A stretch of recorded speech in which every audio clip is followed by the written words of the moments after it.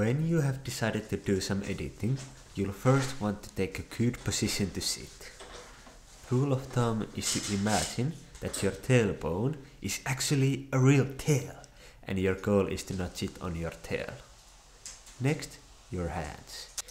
If you don't have a comfortable chair handles and you use the corner of the table to carry your hands, I recommend putting something soft in there, like a towel.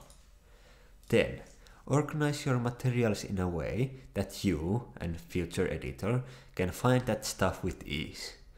All project assets should be located in one main folder. This will give you many advantages, but the main one is easy transferring of that project from hard drive to hard drive. After that, you want some clear editing guidelines. This includes info about what does the customer/you want to make, what will it be for, desired length, usable music, right materials for the task, use Premiere's Media Brownser for that, and quality or quantity. Now, there's only one thing remaining.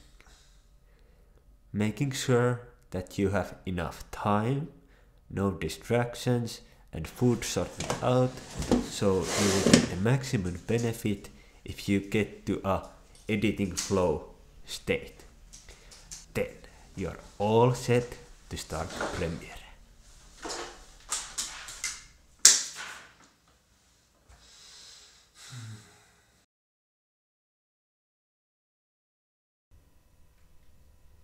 For you.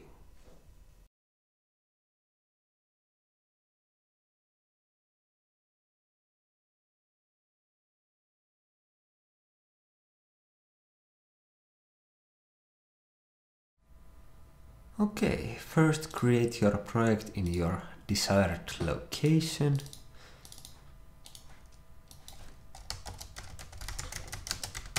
Then, if you need to fiddle around with the scratch disk settings, the first two are when you record video or audio with Premiere, and the next two are when you put effects to video and audio and you render those files to see them at their maximum quality playback. Those are for the render files, and this is for the ever-trusting autosave.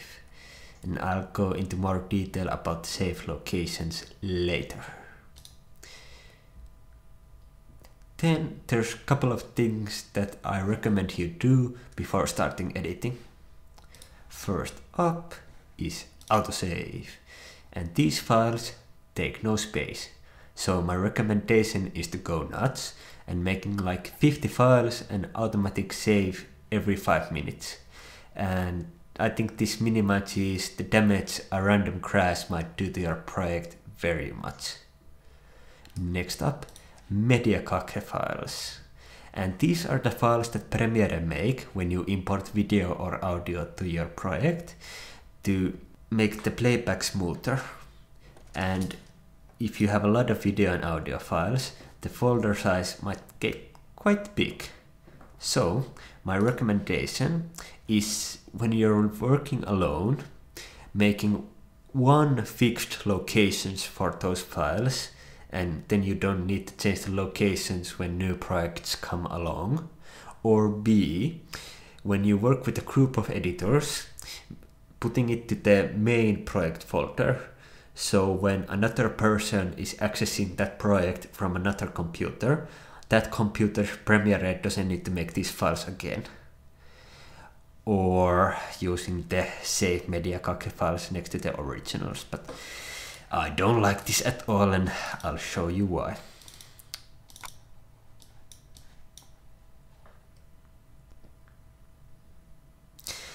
I think this looks ugly and messy. And the same logic applies in the scratch disk department of the location. But if you don't record audio or video with Premiere or make a lot of previews with render files, this doesn't matter at all. Next up, finding and importing your material. And now I'm using the maximize or restore frame under cursor hotkey. And using Media Brownser to find my files. And I like using Media Brownser for going through your files because I think it's easy as hell.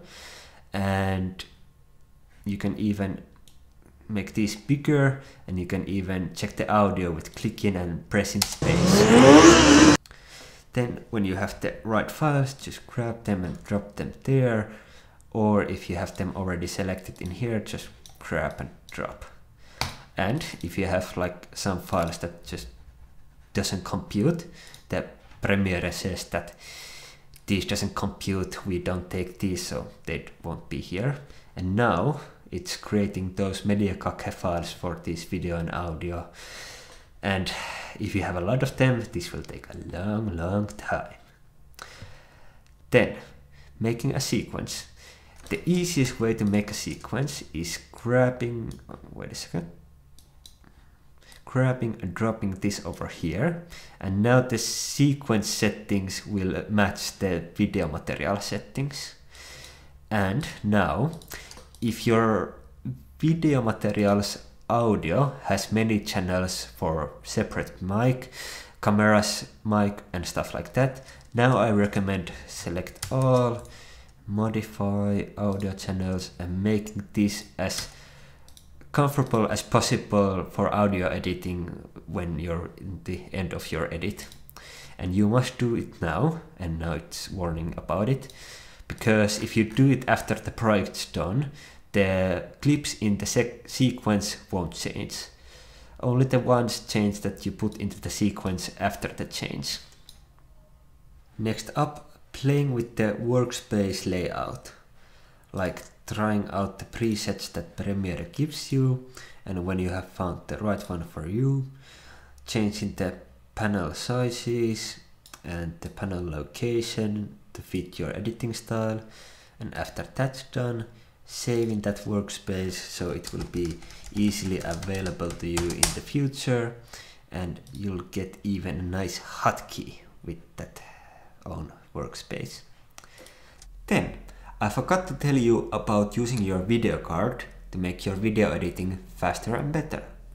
So when creating a project, or from here, you can choose to use your video card to make your video rendering and playback faster. And I think the threshold is that if your video card has 1 gig of RAM, it should work. And if you have the option to choose it, you might as well, because it's in most cases better than only using the Mercury engine software thingy. Then I think you're all ready to start editing. But one thing before we go to the next part. I'll be going the hotkey route of making stuff happen in Premiere. And the hotkeys in menu keyboard shortcuts are mostly quite nicely configured by default, but because not every keyboard in the world is the same, I highly encourage you to change them if you can think of a better position.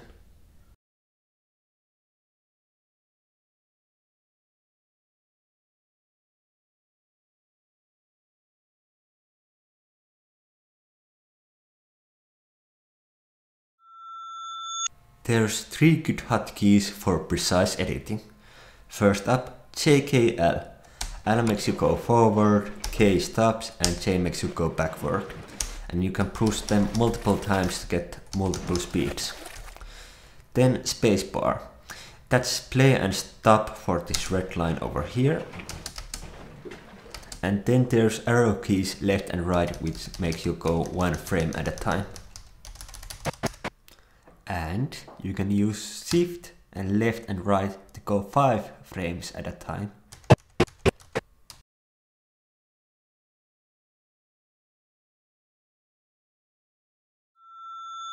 You can use the arrow keys up and down to go to the next cut point in an active lane, or shift and up and down to go to the next cut point in sequence. And you can use home and end to go to the end or start of your sequence, or shift and home and end to go to the end or start of your selected clips. These are when you want to get around fast and furiously. but most of the time you'll use zoom. Also, if by some random reason your project throws you in the end and you have one clip selected, you can click here to get that clip fast.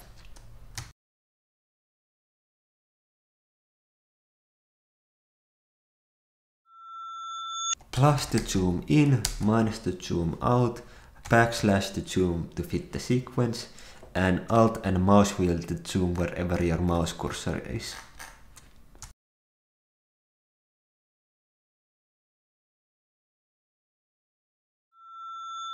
There's the standby ways of using it, reply deleting a clip or an empty space, Shift Del. And this is why I like using it in raw editing. Wait a second.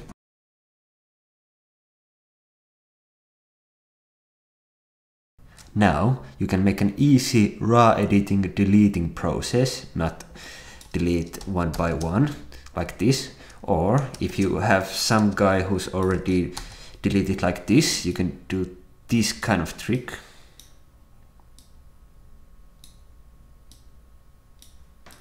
To make your editing less painful.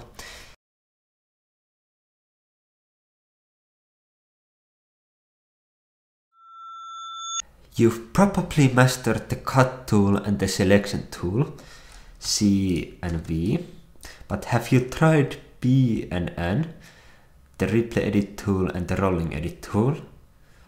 I consider the rest of these to be pretty useless, but those two are really useful when you start using them. The replay edit tool does the same as the selection tool, but with replay edit added to the empty space. And the rolling edit tool does a nice edit between the cut points of two clips. And in addition to that, there's also slip edit tool. Why that I changed to N, because that was better for me. That changes the position of the material inside a clip without moving the clip in sequence itself.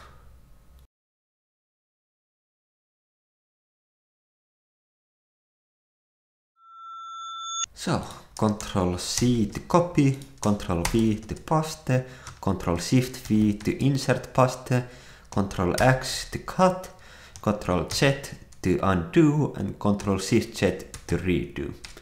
And the paste location is always determined by the closest activated lane from the center. Like if I do this, it will go like that. And these are your best friends. Like these commands will help you more than anything else in video editing. And when you start using them creatively, you will feel like a god who can use cheat codes to get many things done in a moment's notice. Like for example, in copying and pasting, you know the normal stuff, like copying a clip or copying an effect. But then when you start using these creatively, you can copy multiple clips and you can even copy an effect to multiple clips. And you can even copy motion and volume effect to one or multiple clips. And then you can even copy keyframes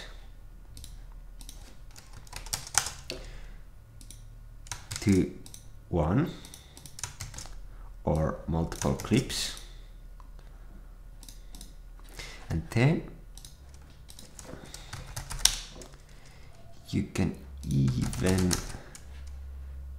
copy title in sequence, well, in project panel, and you can even copy and title text from one title to another, and then you can even copy and sequence and have them both available to you if you want to change something but keep the old one available. And then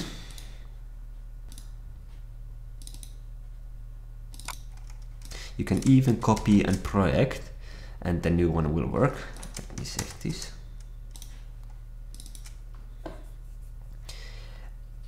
And you can even copy stuff from one project and put it on another, and it will work. And when you add undo and redo to the mix, you can, like, let's say I make many changes.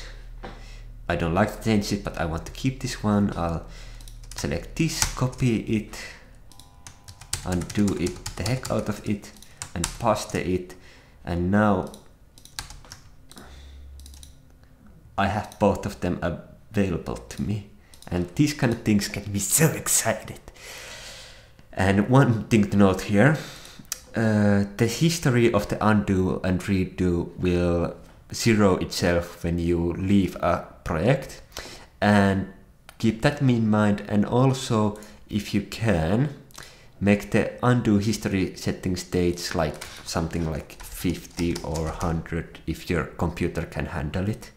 Also, you can do more precise keyframe copy pastes in the effect controls window by making them, copying them, going there, clicking to activate the effect controls window, and voila.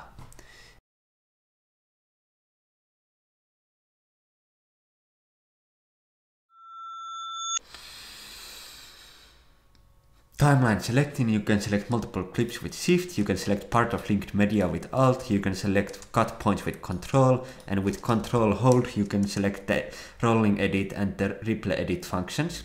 Then timeline moving a clip, you can use Shift to move audio and video in both lanes by holding Shift after moving the other one.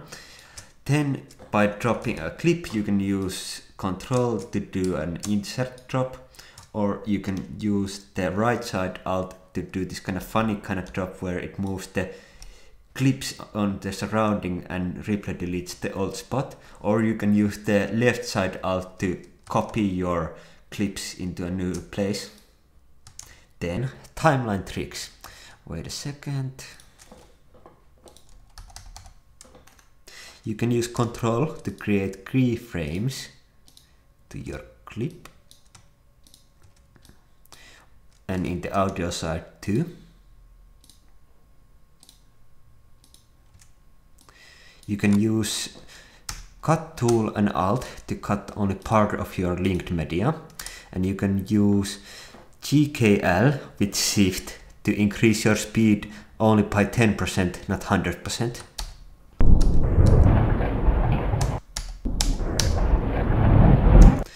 Then you can use Shift and Cut tool to cut through all the lanes, and also the ones that aren't activated.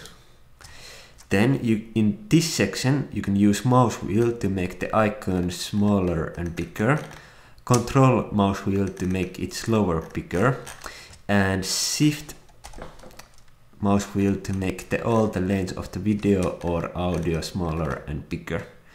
And in this section mouse wheel will go forward, backwards, and Control mouse wheel up and down. Then in project window, in addition to the stuff that you can do in Windows, like holding Shift or Control A, you can use Alt to open and close all the folders. It works in here too, and partially in here. And you can use Control in here to grab the original and make a copy from the original, like with only dropping it down. Then other cool stuff. Wait a second. You can use the eyedropper with Control to get 5 pixel radius instead of 1. Then you can use Ctrl Ö in Finnish keyboard, that toggle full screen hotkey, to get that screen to full size. Then you can use, when you change this with mouse, you can use Control to go super slow, or Shift to go super fast.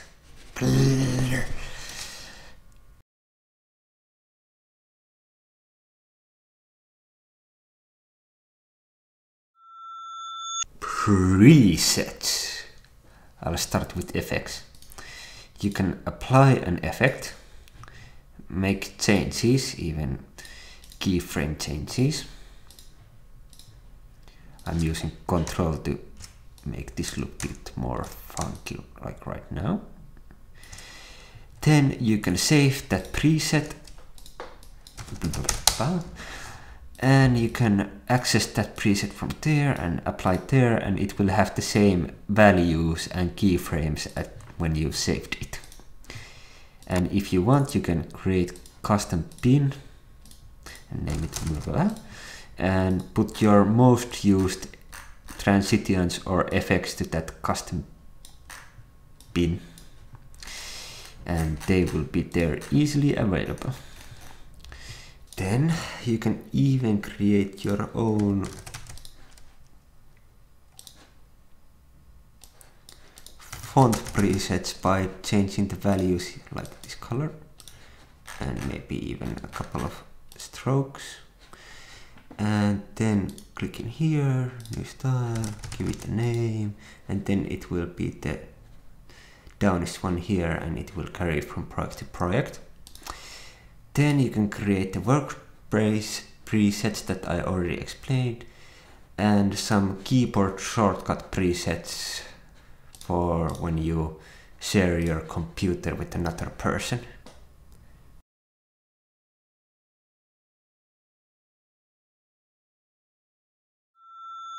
And the save options are save, save as, and save as a copy. And I recommend whenever you feel like it, Ctrl S.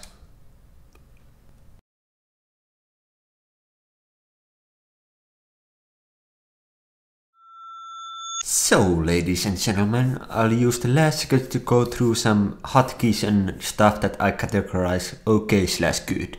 So, ready, set, go! You can normalize audio peaks in here, or max peaks all, like that.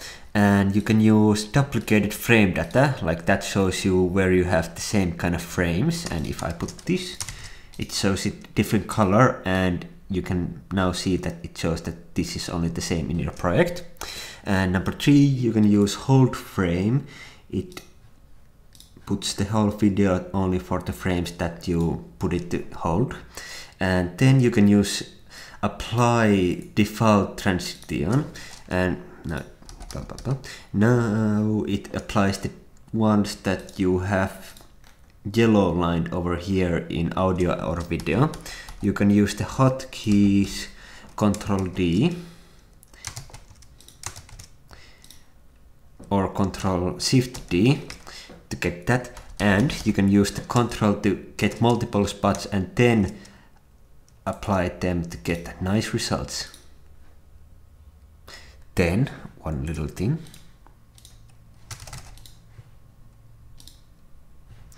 you can go to the settings and change the length of transitions and still images and titles, but in transitions it only affects those that you put there after the change, and in titles and still images it only affects those that you create and then put there after the change. Then you have Shift E, which is enable and disable. Then you have crop, and I bring this up because I have used 4-point Carpake matte quite a lot, but I've noticed that crop is mostly more handy for those kind of jobs than Carpake matte 4. In my opinion, the best way to use Carpake matte or crop is to click here, and then you can change the thing from the monitor window, which I think is nice. Then you can select a clip and press Ctrl R, or go from here and change the speed settings of the clip from 1% to 10,000% and put it on reverse too if you want. And you can also make the change slow, not instant, from the time remapping thingy, and I'll show you like how. Keyframe, open, more down. Well, that's coming towards us, so let's take that off. Shut up, my friend, I'm working. Like that, it doesn't affect the audio, and you can make the smooth text like that, and you can make the curve round like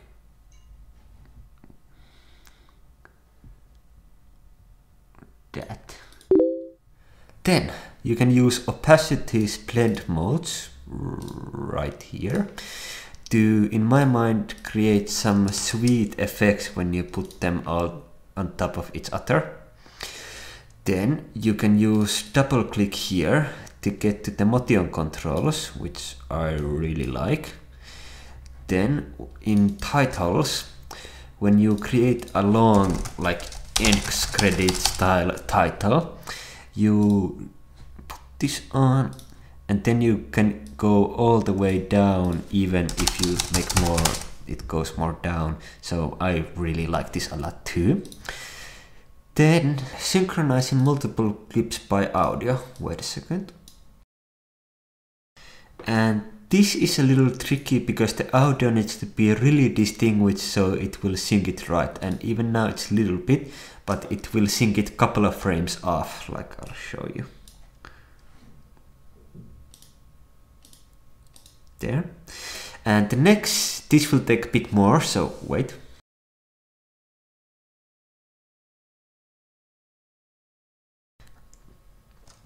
You can make multicam projects like this, and you can record that footage like this. Just clicking the right window. And when you stop, you can see it has made it edits according to that in the main window. Yes.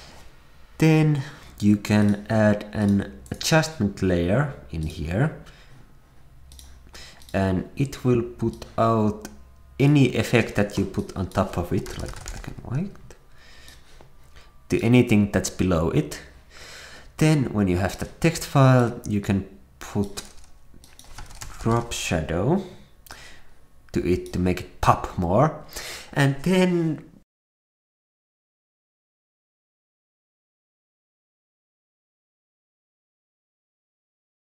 exporting. If you want to export the whole sequence, you're cool. If not, you can select an area like this. After that, Ctrl M, and you can fiddle around with the exporting area a bit more in here. Select the codec that you want, select the preset that you want. We'll talk a bit about the custom presets later. For now, just take the one that fits your bill. Then you can choose the location to save your video file and name it in here. Then you should watch out for the source settings of your sequence/clip and compare them to your output settings to get the best results. And now I'll be talking about how to get the best quality encoding time and video file size that you can get. So pay attention. First, explaining what these things are under the video tab. You can get a little bit info about them by putting your mouse on top of them and reading the yellow box, but in some cases it really doesn't tell you what it is, or when it does, it can be a bit technical gibberish, so I'll tell you what I know. This is the resolution, that is the size of the screen of the video. Recommend matching with the source settings. Then frame rate. One frame is like one picture, and this is how many frames do you have in a second. Recommend to match with source settings. Then field order. Small explaining. Back in the day, NTSC, PAL and some HD formats started to use a recording system called lower field, and that first recorded the even numbered lines, then a fraction second later uneven numbered lines. Then some HD formats started to use upper field, and that does the same thing, but first uneven numbered lines, then even numbered lines. And then came progressive, that records all the lines at the same time. Nowadays most equipment use progressive, but my recommendation is that match with the source, and if that looks a bit funky, then go with progressive. Aspect. Let's just say that this is a headache from yesteryears and always have the square pixels. TV standard. Small explaining number 2. NTSC and PAL are TV broadcasting standards for different parts of the world. Today's HDH, I think this only means frame rate. And in my knowledge, NTSC is 29.97 and PAL is 25, but I really don't know. My video camera gives NTSC at 30, and in here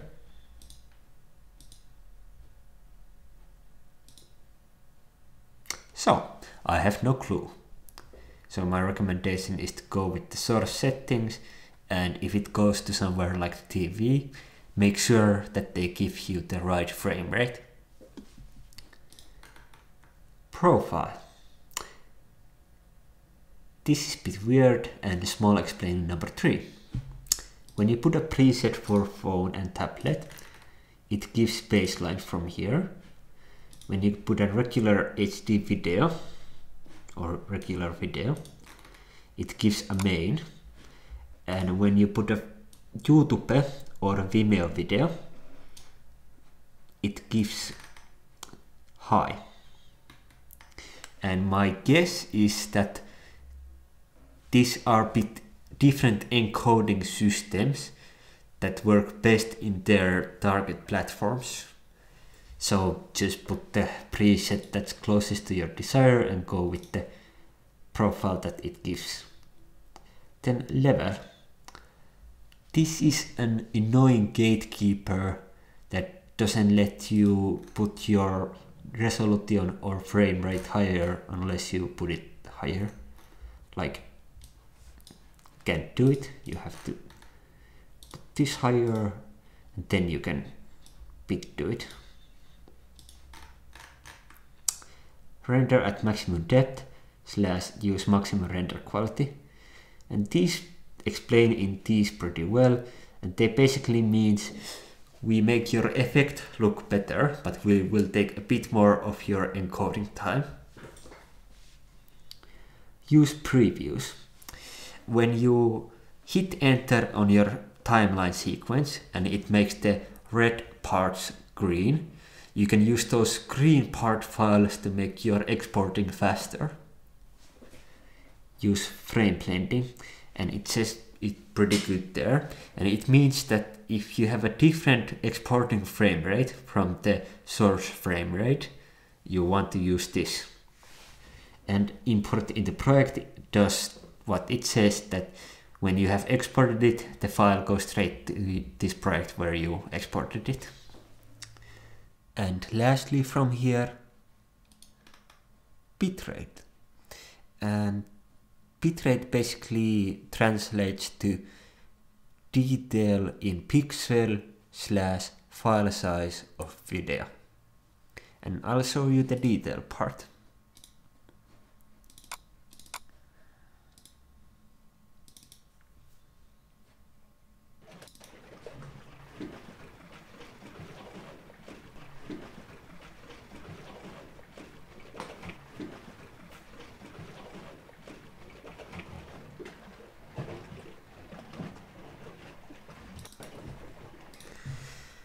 And for me, it's a bit funny that basically I could see the difference from this file to here, but from this file to this file, I couldn't see very big of a difference. So I want you to keep that in mind when you're exporting your videos and putting the bitrate. Like, if you can't see the difference, what's the point? But this could also mean that I don't have a good enough computer screen and stuff like that. Then the bitrate settings, you can choose from 3 different encoding modes. Constant bitrate, that will log on to the 1 bitrate and do it in that. Variable bitrate, that will do it in the target bitrate, but it can go bit over because it analyzes the material and then tailors the bitrate according to that analytics. And in the one pass, it does them all on the fly. And in two passes, the first pass is the analyzing and the second pass is the encoding. And in my opinion, the double pass takes double the time of exporting, so I'll go with the one pass because I think they look quite similar. And from the rest in here, the one other thing that you might touch from these are the audio. And by the way, info, when you choose a different format, you get a bit different kind of settings in here, and you can even get like these kind of things if you have the right kind of settings. Then, after testing and trying out the settings, I've concluded that the main factors are in file size, bitrate settings, this was the only thing that really affected the file size, in encoding times, the variable bitrate to pass, and the render at maximum depth. And this only affected if you had red spots in your sequence. Then in the quality, all affect quality. So just choose the right format and preset for the job, then match with the source settings, then select right bitrate that's close to comfort, and then check the boxes that you see were checking, and then I think you're all set. And then you want to save that as a preset, so you don't ever have to do that thing again for that kind of project. And then I think you're ready to start exporting in the smartest way possible. Cue. And this will send it to Media Encoder CC, which is a separate program from Premiere. And I think it's great for two reasons. One, you can start encoding, exporting, and go back to the Premiere and continue editing. It will be a bit slower, but it will work. And two, you can go to different projects and different sequences and put them to the Media Encoder exporting list, and you can like export them all overnight with the single push of a button. But sometimes this program fails to work, and then the smartest thing to do is to press export. But before you press that, there's one itsy bitsy thing that you should do. And that's multiple different screenings on this mode. And I can't stretch this enough. You really should do screening once after sleep, once with censoring in mind, background music and sensitive info in video, once with friends and family, they can give great feedback, once with audio levels in mind, and once after exporting. You can find some surprise errors in there. And if you have a massive project, I recommend taking a couple of days off after it's done and then coming back and watching it, and I think you can see pretty clearly what's awful about it and what's not. Now, ladies and gentlemen, this is the end. Has come and is here. Thank you for watching. Hope this video gave you some new spice to your editing life and maybe some techniques for future battles. And later,